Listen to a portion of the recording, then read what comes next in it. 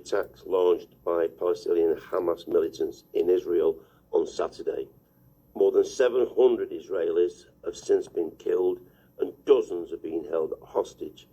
Adel Raymer, retired teacher, told the BBC what happened when her community came under attack. The army was overwhelmed. Until the army got to us, it was like 8 hours. We were locked in our safe rooms on our own. There were frantic messaging from people in our messaging group saying, we can hear Arabic outside the doors. They're inside our house. We have to have help. There was just the first responders from our kibbutz because the army couldn't get there. It was horrific. Officials in Gaza say close to 500 Palestinians have also died in retaliatory strikes. Most areas are without electricity as Israel has stopped supplying Gaza with power. Jason Lee from Save the Children says people in Gaza have urgent needs. We have a situation now where we have in Gaza over 1,800 people that are injured. You have 74,000 people that have fled their homes and are sheltering in schools. These people need immediate access to basic essentials such as food, water, medicines, to ensure that they can continue to survive for the next couple of days. Let's speak now to Raphi Bloom from the Northwest Friends of Israel. First of all, Raphi, how is the Jewish community in Greater Manchester coping with this? And good morning, by the way. Good morning, Mike. Firstly, before I answer that question, I really have to take issue with your introduction and the use of the word militant. These were terrorists. Hamas is a prescribed terrorist organisation prescribed by the UK government, the EU, the US government. These are not militants.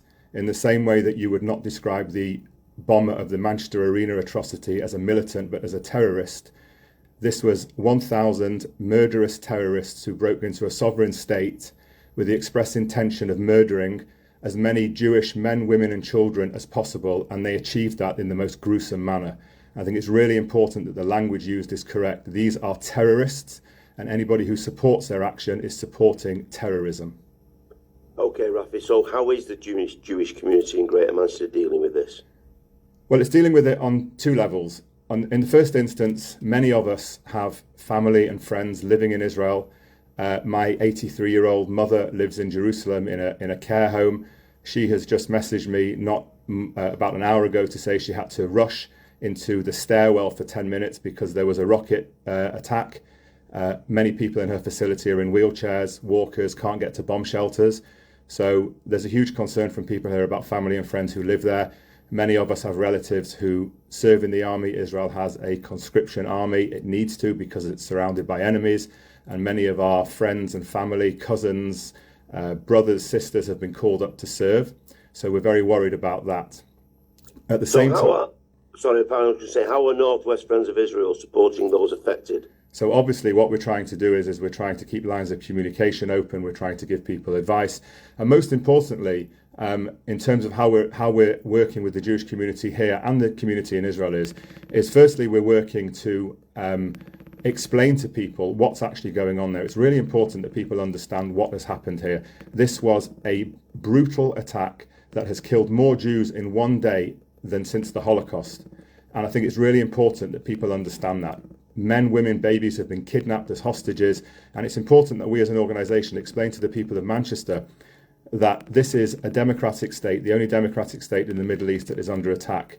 And we need to explain that loudly and clearly, because only yesterday and the day before, we saw people on the streets of Manchester espousing support for the actions of Hamas, saying they were proud of their actions of murdering Jews in their homes.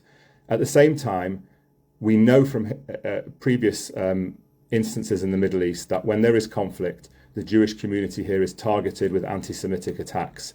And so it's really important that as a community, our neighbours in Greater Manchester understand that when they see people walking around supporting Hamas, which is illegal, a terrorist organisation, there are daubings on synagogues. Only today, a kosher restaurant in in London was vandalised. It's really important that we explain to our neighbours that they must protect the Jewish community. Many of them will drive through Jewish areas. We'll see that it's only the Jewish community that has guards and gates around its synagogues, its schools and its communal organisations. And there's a reason for that. And so we need the support of our fellow Mancunians, as we've seen from incredibly strong statements by Andy Burnham, for example, Christian Wakeford, to support the Jewish community and stand up to any anti-Semitic hate where and when they see it and report it to the police as a hate crime.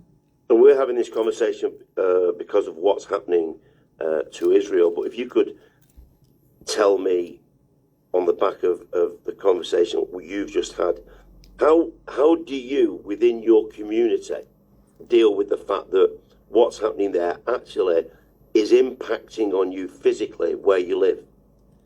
Well, people are very scared.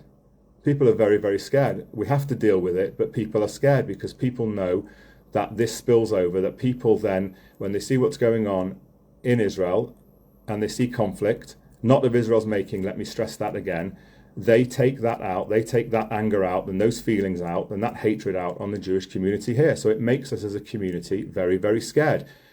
We support Israel's right to self-defense. Israel is a sovereign nation. It's the only democracy in the Middle East. It's been attacked by homicidal, murderous terrorists whose charter call for the destruction and murder of Jews, by the way, not just in Israel, but anywhere. Hamas's charter calls for the murder of Jews here in Manchester as well as in Israel. So it makes us very, very, very scared.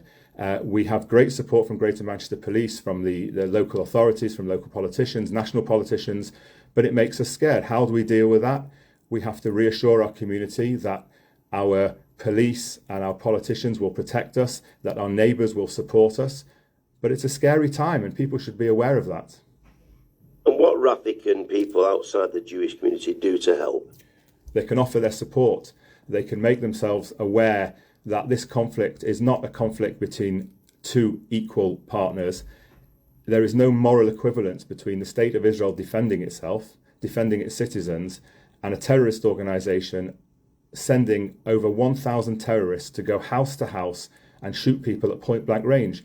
The music festival in Re'im, Israel's version of Glastonbury, 260 young partygoers murdered, shot at point blank range at a peace festival, at a music peace festival.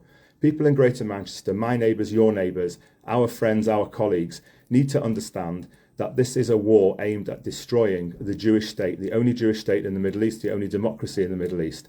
And we need our neighbours, our fellow citizens of Greater Manchester, to step forward and say Israel has the right to defend itself, as has most leaders and most Western countries in the democratic world said the same thing. We need that on a local level. We need people to support us. We need people to call out Jew hate wherever they see it, to report it, and to tell us that they have our backs. Raphi Bloom from Northwest Friends of Israel. Your traffic can travel now. There's a lane closed getting onto the MC.